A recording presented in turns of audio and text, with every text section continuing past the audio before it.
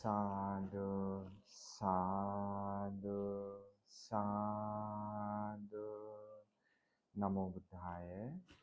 श्रद्धावान उपासक उपासिका एवं श्रद्धावान बच्चों, तो आज भी हम आप सभी लोगों को एक सुंदर सी कहानी सुनाने के लिए जा रहे हैं।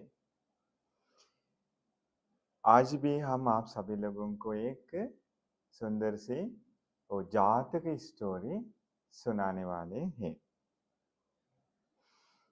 जातक स्टोरी का नाम है आज निग्रोध मिग जातक। जातक स्टोरी का नाम क्या है? निग्रोध मिग जातक। निग्रोध मिग जातक भगवान बुद्ध जी कब हमें बताए? आप लोगों को मालूम है बुद्ध शासन में कुमार कश्यप बंते जी के बारे में। बुद्ध शासन में एक बड़ा फेमस बड़े बंते जी रहते थे। उनका नाम क्या था? कुमार कश्यप। कुछ कारण की वजह से ऐसे नाम मिल गए, तो उनको नाम मिल गए कुमार कश्यप। लेकिन विचित्र धर्म कथिक। कैसे है बच्चों? कुमार कश्यप बंते जी विचित्र धर्म कथिक। विचित्र धर्म कथिक मतलब वो अनेक प्रकार के उपमा लेकर सुंदर सुंदर तरीके से धर्म बताने वालों में से अग्र बंते जी। इतने सुंदर सुंदर तरीके से समझाना उनको आता है। तो कुमार कश्यप बंते जी के जीवन को लेकर भगवान बुद्ध जी ने बच्चों ये जातक स्टोरी बताए थे। उस समय एक फैमिली में एक लड़की थी। उनकी शादी हुई। शादी होने के बाद उनके कोख में एक पुण्यवान एक बच्चा जन्म लिया। ठीक है।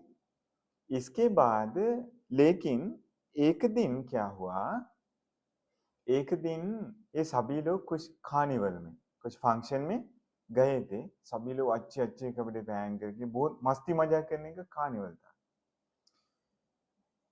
लेकिन ये जो बच्ची थी जिसकी शादी हुई थी नहीं नहीं, ये बच्ची अच्छे विचित्र कपड़े नहीं पहन ली। साधारण कपड़ा पहन करके बहुत सिंपल तरीके से कपड़े पहन कर गई।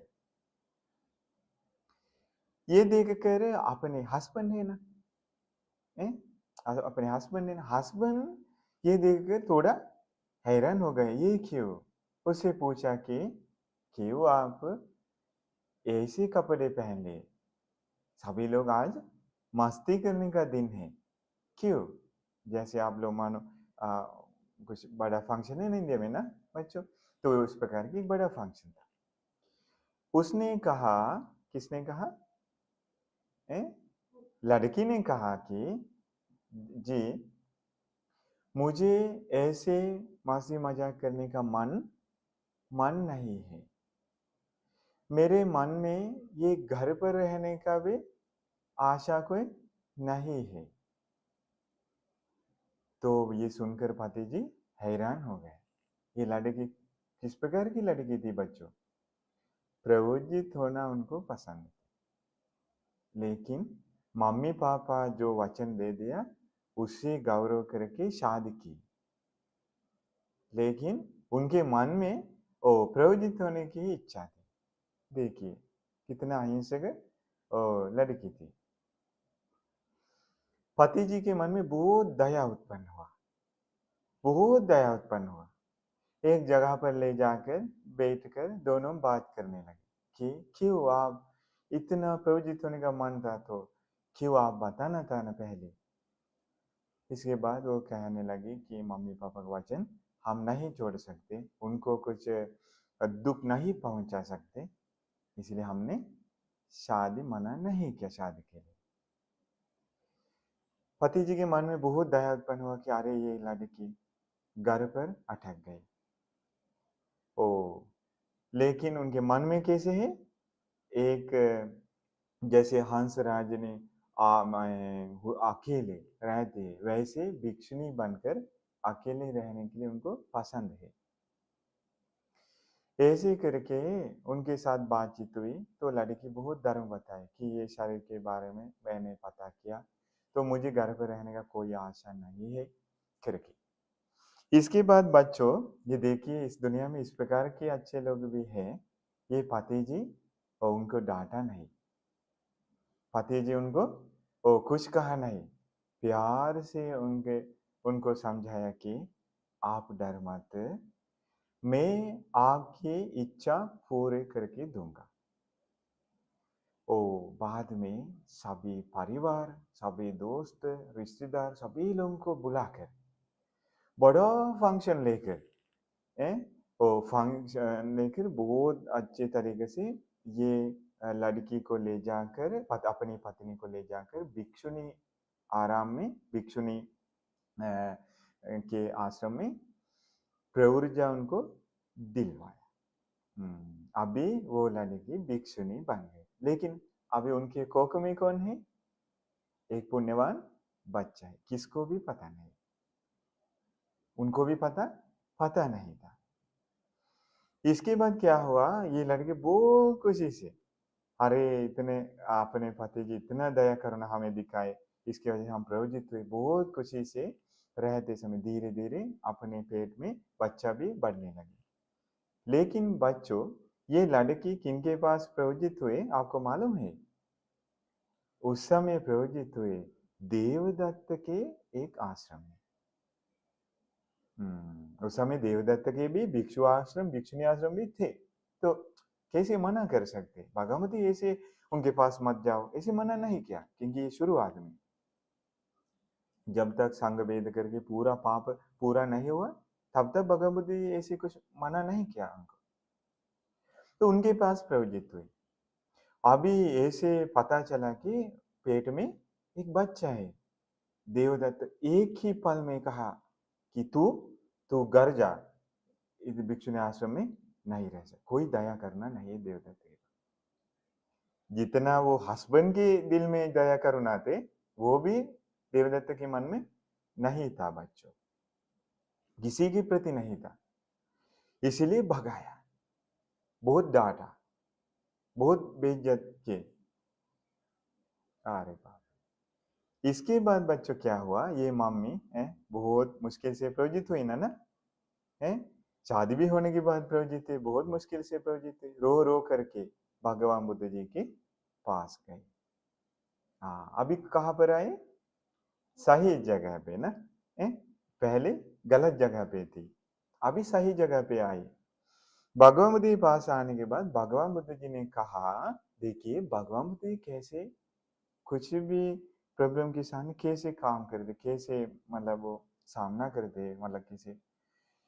भगवान बुद्ध ने कहा उपाली भिक्षु जी को भगवंते जी को इस प्रॉब्लम का मैं शुरुआत मतलब प्रॉब्लम मतलब उनके पेट में कब से बच्चा पैदा हुआ है पूरा पता करने के लिए, ये प्रॉब्लम सोल्व करने के लिए विनयधर भिक्षु में से अग्र उपाली बंते जी को दे दिया। भगवान बुद्ध सीधा हाथ नहीं लगे प्रॉब्लम में। इसके बाद क्या हुआ, उपाली बंते जी भगवान बुद्ध जी सभी भिक्षु भिक्षु ने उपास राज महामात्य आने पिंडु सेठ जी कौशल महाराज आदि सभी लोगों को शाम के समय बुलाकर उनके सामने उपाली बंते जी को दे दी। उपाली बंते जी भी अपने आसन पर बैठकर सभी लोगों के सामने विशाखा को बुलाकर कहा, विशाखा जाकर उनसे पूछताछ करके इसके बारे में पता कीजिए। देखिए काम करने का तरीका बुद्ध। विशाखा सभी लोगों के सामने उनके पास जाकर एक तरफ ले जाकर अकेले पूछताछ करके पता किया कितने दिनों हुए हैं। इसी बार पता किया ये पेट में बच्चा वो घर पर रहते समय पैदा हुआ था। इसके बाद उनको आश्रम में रहने दे दिया भगवान बुद्ध जी, कोई प्रॉब्लम नहीं। ये भिक्षुनी जी ने एक पुण्यवान बच्चा को जन्म दिया। एक दिन हमारे कौशल महाराजा भिक्षुनी आश्रम में आते समय एक बच्चे का रोने की आवाज आती है। भिक्षुनी आश्रम में हो सकता है क्या? नहीं ना, पूछने पर उनको पता चला ये घटना के बारे में। तो वो क्या किया, उसने बच्चा को लेकर गया राजमहल में, ले जाकर अभी उनका पालन पोषण करने लगे, इसीलिए नाम मिल गए कुमार कश्यप। हाँ, राजकुमार के रूप में अभी बढ़ने लगे। बाद में अरहत प्राप्त किया। कुमार कश्यप बनते भी 7 उम्र में, आप लोगों का उम्र अभी कैसे, 7 उम्र में प्रवजित हुई, अरहत प्राप्त किया। मम्मी भी बाद में अरहत प्राप्त की। ये सुनकर भिक्षु संघ बहुत खुश हुए। एक दिन उनके ही बारे में बात कर रहे थे। हम भी बच्चों शाम के समय पता नहीं कहा बैठकर हम कुछ बातचीत करते हैं ना, वैसे भिक्षु संघ भी एक जगह पर बैठकर बातचीत करने लगी। अभी उस दिन किन के बारे में, वो भिक्षुनी जी के बारे में एवं और कुमार कश्यप बनते जी के बारे में। अरे देखिए देवदत्त कुछ दया करुणा नहीं है, बहुत दुष्ट है? इस प्रकार का है। इसके वजह से ओ ये भिक्षुनी को भगाया। लेकिन हमारे भगवान बुद्ध के दिल में कितना दया करुणा है, भिक्षुनी को ओ पूरा में साधारण विनिश्चित दे दिया एवं और वो इसके वजह से वो दोनों ही बच गए, दोनों ही अरहत भी प्राप्त की करके बातचीत होने लगी।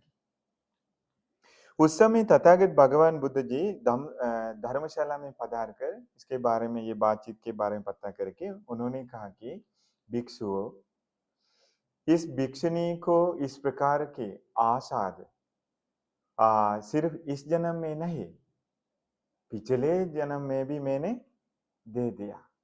इसी प्रकार से उनको मदद किया, उन दोनों को ही करके भगवान बुद्ध जी वो पिछले जन्म में भी इसी प्रकार से उनकी मदद की है करके उनके बारे में कुछ थोड़ा हिंट दे दिया, मतलब कुछ आइडिया दे दिया एक कुछ घटना के बारे में। उस समय भिक्षु संघ विनती करने लगे कि भगवान बुद्ध जी हमें वो स्टोरी भी बता दीजिएगा। उस समय बच्चों भगवान बुद्ध ये सुंदर जातक की स्टोरी हमें सुनाए थे। स्टोरी का नाम क्या है? निग्रोध मिग जातक। नाम क्या है बच्चों? निग्रोध मिग। मिग का नाम अभी आप लोगों को पता है, क्या है मिग का नाम? मिग का अर्थ क्या है? हिरण को कहते हैं। तो निग्रोध मिग मतलब निग्रोध नामक हिरण के बारे में जातक स्टोरी में सुनने मिलता है। इसलिए बहुत समय से पहले, खरबों लाखों साल से पहले, तो इस दुनिया में जम्बूद्वीप में बनारस में एक राजा राज्य कर रहा था। एक राजा ने उस समय हमारे बोधिसत्व जी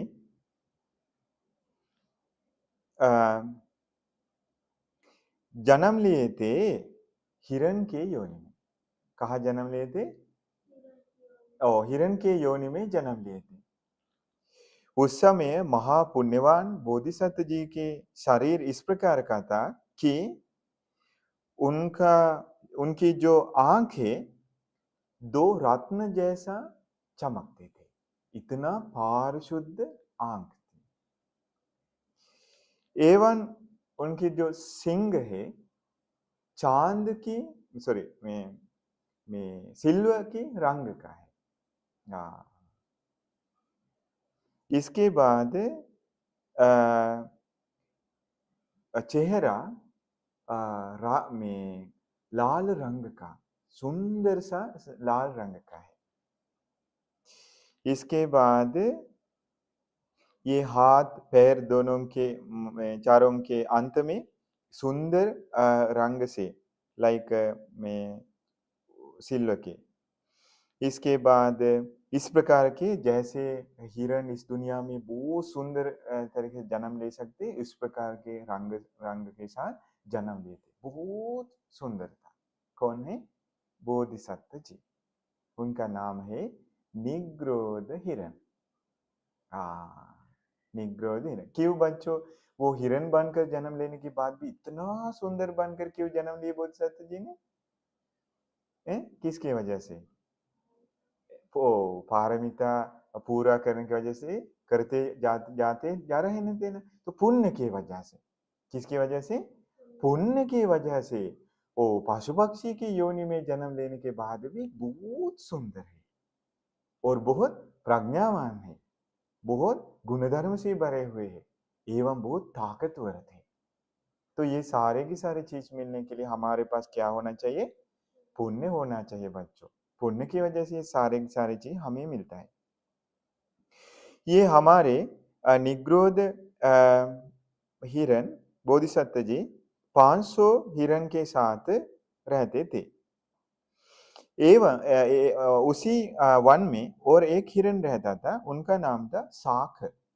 वो भी 500 हिरण के साथ। दोनों का ही रंग सोने का रंग था। पूरा बॉडी का रंग क्या था? सोने का रंग। आज हमें कभी भी दिखने नहीं मिलता है, क्योंकि आज बोधिसत्व जी शायद ऐसे नहीं है, तो इतना पुण्यवान लोग नहीं है। मतलब ऐसे महापुण्यवान लोग है तो ऐसे सोने का रंग। इसके बाद ऐसे रहते थे। उस समय बनारस में महाराजा की इस प्रकार की आदत थी कि मांस के बिना खाना नहीं खाता। कौन कौन कौन बच्चों में मांस के बिना खाना नहीं खाता? जवाब दीजिए। वो बनारस के राजा, बनारस के राजा उस समय। इसके बाद सभी लोग क्या करते? अपने जॉब छोड़ करके महाराजा के लिए हिरण पकड़ना चाहिए, नहीं तो दंड मिलता है। तो पूरा सभी लोग जंगल में जाकर हिरण पकड़ करके ले आकर वो देना चाहिए, मार मार करके। तो बहुत परेशान हुआ लोगों को इसकी वजह से।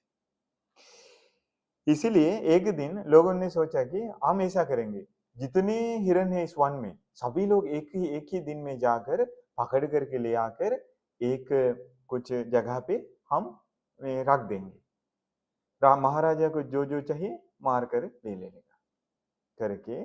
एक दिन सभी लोग वन में जाकर पूरा वन में पूरा नेट करके क्या किया, सभी प्रकार के हिरण पकड़ करके ले आकर एक में फोर्ट्रेस जैसा बनाकर उसमें डाल दिया। अभी सभी लोग एक ही जगह पे अभी रहते हैं। तो राजा को अगर मारना पसंद है तो वो धनुष ले जाकर तीर चलाकर मार करके मांस के लिए भेजता है। ऐसे ऐसे करते समय सभी हिरण अभी एक ही जगह पर रहते हैं बच्चों। देन महाराजा या कोई धनुष लेकर आते, सभी लोग डर के मारे क्या करते? हिरण हैं इधर उधर दौड़ते हैं, एक के ऊपर एक जंप करते हैं। सभी लोगों को परेशान होते हैं, कुछ कुछ लोग घायल हो जाता है, पैर टूट जाता है। इसके वजह से हिरण लोग आपस में बातचीत की हुई कि हम ऐसा करेंगे, हर दिन एक एक जाकर वो महाराजा के सामने खड़े हो जाएंगे, दूसरों को उस दिन डर नहीं आएगा। आप लोगों को समझ आ रही है कहानी? है उन लोग आपस में बातचीत हुई उनकी कि हम एक एक बातचीत करके जाएंगे उनके सामने, ताकि दूसरों को उस दिन डर नहीं रहेगा, एक को ही डर रहेगा। इस प्रकार से हम सभी लोग अपने वार आने तक आराम से रह सकते। अभी बातचीत करके रहते। अभी एक दिन एक एक हिरण अपने जो जैसे वार आता है वैसे महाराजा के पास गेट के पास जाकर खड़े होकर रुक जाते हैं। तो उसे मार डालते हैं, वो उसका मांस खाते हैं। समझ गए? हाँ। देखिए संसार में जन्म लेकर आते समय किस प्रकार की समस्याओं की सामना करना पड़ता है। देखिए बोधिसत्व जी, ये कहानी तो बहुत सुंदर आप लोगों में सुंदर लगेगा, फिर भी देखिए कितना डर के मारे रहना पड़ा भगवान बुद्ध जी को ना।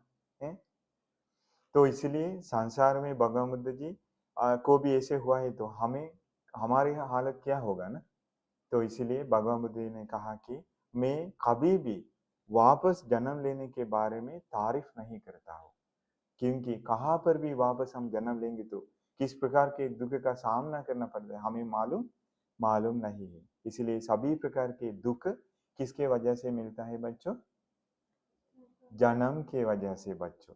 किसके वजह से बच्चों? जन्म के वजह से सभी प्रकार के दुख मिलता है।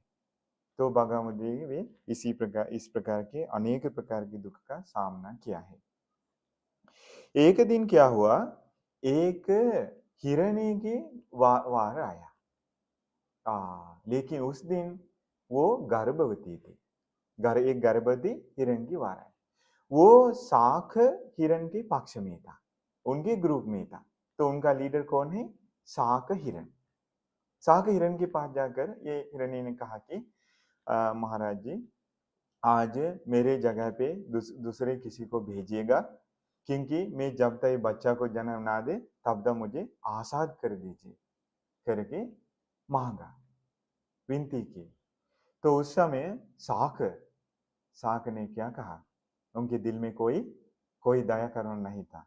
उसने कहा, ओ, तुम्हारे जगह पे दूसरों को नहीं भेज सकता हो, तो ही जाना पड़ता है, दोनों एक साथ जाकर मर जाओ करके डांटने लगा। आप लोगों को समझ में आ रहा है क्या शाक कौन होगा? उस समय देवदत्त था। देखिए, वो संसार में आते समय अपने सभी प्रकार कैरेक्टरिस्टिक्स वैसे ही लेकर आ रहा था। भगवान बुद्ध जी भी, उनके परिषद भी अपने कैरेक्टरिस्टिक अच्छे गुणधर्म वैसे ही लेकर आ रहे थे। तो इसलिए बच्चों, अगर हम इस जीवन में अच्छे आदत बढ़ाएंगे, तो नहीं तो अच्छे अच्छे चीज करके पुण्य कमाएंगे, तो अच्छे तरीके से जिएंगे, तो क्या होता है बच्चों? वो बहुत दूर तक हमारे साथ जाते हैं बच्चों। सिर्फ इसी जन्म के लिए नहीं होगा, जो हम गुणधर्म के रूप में जो कमाते हैं बहुत समय के लिए होगा। इसके वो मना किया। ये गर्भवती हिरणी बहुत दुख से मारे, क्योंकि अपने बच्चे से सभी लोग, मम्मी लोग प्यार करते, जान देने के लिए तैयार है। वो बच्चों को मालूम नहीं है, लेकिन सभी लोग मम्मी पापा बन जाने के बाद उनको मालूम है अपने बच्चों से कितना प्यार करते हैं। इसके बाद क्या हुआ बच्चों? ये हिरणी को लगा हमारे निग्रोध महाराजा तो बहुत दयालु है, बहुत कारुणिक है। इसीलिए उनके पास भी गया, जाकर कहा कि महाराज जी, मैं गर्भवती हूँ, आज मेरा बार आया हुआ है, तो इसलिए मेरे जगह पर किसी को भेजिएगा, मैं बाद में जाऊंगा, मेरे बेटा को जन्म देकर आजाद कर दीजिए। निग्रोध हमारे बोधिसत्व जी ने कहा, बहन जी, आप डर मत, आप डर मत, आप आराम से रहिए, आज आपके जगह पे दूसरे कोई जाएगा। एक ही वचन में, एक ही बार विनती करने में मान गया महाराजा, सोने का रंग का। और उस समय ऐसा भी एक चीज हुआ था बच्चों, उपासक उपासिका और बच्चों, क्या था? ये महाराजा दोनों के रंग सोने के होने की वजह से अब महाराजा उन दोनों को अभय दान दिया था। समझ गए? ये सभी 1000 हिरण को पकड़ करके लोगों ने लेकर आए थे ना, एक जगह पे रख दिया ना। तो रखने के बाद महाराजा उन्हें देखकर खुश हुए, 2 बड़े हिरण को अभय दान दे दिया। क्यों? उनका रंग कैसे था? सोने रंग का। निग्रोध महाराजा को और शाक दोनों को अभय दान दिया था। उन दोनों को कोई डर नहीं है कि हम मर जाएंगे। तो इसीलिए उस दिन क्या हुआ, निग्रोध हमारे बोधिसत्व जी ने कहा, बहन जी, आप डर मत, चिंता मत कीजिए, आप वापस चले जाए अपने जगह पे, और आपके जगह पर दूसरे कोई जाएगा। देखिए, महाराजा होने के बाद भी हिरण हमारे बोधिसत्व जी कैसे बात करते थे। इसके बाद उस दिन बच्चों, हमारे निग्रोध बोधिसत्व जी उस जगह पे जाकर खड़े हो गया। क्यों? दूसरे किसी को नहीं बेच सकते हैं, कैसे दूसरों को कह सकते आज आप पहले मर जाए? शायद कल मर जाने वाले को कैसे कह सकते आज मर जाए? तो इसीलिए खुद जाकर गेट के पास बोधिसत्व जी खड़े हो गए। क्यों खड़े हो गए? वो एक बच्चा और गर्भवती को जीवित दान देने के लिए, आजाद करने के लिए, कुछ दिनों के लिए अपने जान देने के लिए तैयार हो। बोधिसत्व जी ऐसे था। अगर सोचिए बच्चों, बोधिसत्व बनकर रहते समय ऐसे जी रहे थे, तो भगवान बुद्ध जी के जीवन में कितना गुणधर्म है। भगवान बुद्ध जी को चाहिए तो किसी को मदद करने के लिए जान देना मुश्किल है क्या? आसान है। ये बहुचक्र में आते समय भगवान बुद्ध जी वो अनेक बार अपने जान दे दिए है दूसरों को मदद करने के लिए, मर गए। इसी बार भी ऐसे ही किया। तो महाराज आकर मारने के लिए तैयार हो, तो उस समय पता चला, अरे ये तो जिनको मैंने अभेदान दे दिया, ये एक महाराजा, एक हिरन में सोने रंग का हिरन आकर खड़े हो गए, बात करने लगे। बात करने पूछने लगे कि क्यों, मैं आपको तो अभिदान दिया था पहले से, क्यों आप आकर खड़े हो गए? हमारे निग्रोध बोसद्दी ने कहा, महाराज आज एक गर्भवती की दिन है, उसने मेरे पास आकर इस प्रकार की विनती की, तो इसके वजह से मैं आकर आज खड़े हो गए, मुझे मार डालो, उनको आज आजाद कर दो जब तक बच्चा को जन्म ना आए। इसके बाद महाराजा इस बात सुनकर खुश हुए, बातचीत करने लगे। मैं बातचीत करने लगे, दोस्त आप जैसा लोग मनुष्य लोक में भी मिलना मुश्किल है। महाराजा कहने लगे, ओ पशु पक्षी बनकर जन्म लेने के बाद भी आपका दिल इस प्रकार का है, दूसरों के बारे में इतना सोचते हैं, ऐसे मदद करते। आज का मनुष्य लोक में भी इस प्रकार के लोग मिलना बहुत मुश्किल है। मैं आपको, आप दोनों को और वो गर्भवती को भी अभेदान देता हूँ। निग्रोध हिरण से कहा। निग्रोध हिरण ने कहा, हमारे बोधिसत्व जी ने कहा, महाराज ये मृत्यु किसी को पसंद नहीं है, दंड किसी को पसंद नहीं है। महाराज ये सभी लोगों को दीजिए मैं अभिदान। उनका वचन सुनकर सभी लोगों को अभिदान दे दिया। इसके बाद मैं निग्रोध में हमारे बोधिसत्व जी ने कहा, महाराज ये सिर्फ हिरण को नहीं, जितने पशु पक्षी है इस दुनिया में सभी लोगों को अभिदान दीजिए। उसे कहते हैं दया करना बच्चों। महाराजा उनका वचन सुनकर सभी पशु पक्षी को अभेदान दे दिया। ओ मैं डिंडोरा पिटवाया कि आज से मेरे राज्य में कोई किसी भी पशु पक्षी का हत्या ना करे। सभी लोगों को जीवित दान मिल गया, अभेदान मिल गया। इसके बाद निग्रोध बोधिसत्व जी ने महाराजा को पंचशील दे दिया। सभी लोग पंचशील ग्रहण करें, उनके वचन के जैसे वो कहता है, ऐसे राज्य का पालन करते हुए महाराजा सहित बहुत सारे लोग मृत्यु के बाद उस समय कहाँ जन्म लिए होंगे बच्चों? नहीं, ब्रह्मलोक में जाने के लिए बच्चों ध्यान साधना करना एकदम जरूरी है। ब्रह्मलोक में जाने के लिए क्या करना जरूरी है बच्चों? ध्यान साधना करके मन बहुत एकाग्र करना चाहिए। प्रथम ध्यान, द्वितीय ध्यान आदि बहुत गहरी समाधिता लेकर आना पड़ता है, काम सुख से अलग होना पड़ता है। तो लेकिन ब्रह्मलोक में नहीं, सभी लोग देवलोक में जन्म ले, अच्छे से पंचशील का पालन करके, दया करुणा बढ़ाकर, निग्रोध हिरण राजा को इज्जत करके, उनके वचन का पालन करके सभी लोग देवलोक में जन्म लिए। तो भगवान बुद्ध जी इसके बाद और हमें बताए, उस समय वो जो निग्रोध हिरण था वो मैं ही था। उस समय दया करुणा के बिना दया करुणा के वो जो शाख हिरण राजा था वो देवदत्त था। उस समय जो हिरणी आकर मुझसे अभेदान मांगा वो है ये भिक्षुनी, और उनका बेटा था उस समय कुमार कश्यप बनते जी करके भगवान बुद्ध जी हमें बताए। तो इसीलिए भगवान बुद्ध जी बताए, तो इसीलिए भिक्षुओं इन दोनों को सिर्फ इस जन्म में नहीं, पिछले एक जन्म में भी मैंने ऐसे उनकी मदद की है करके जातक की स्टोरी बताई।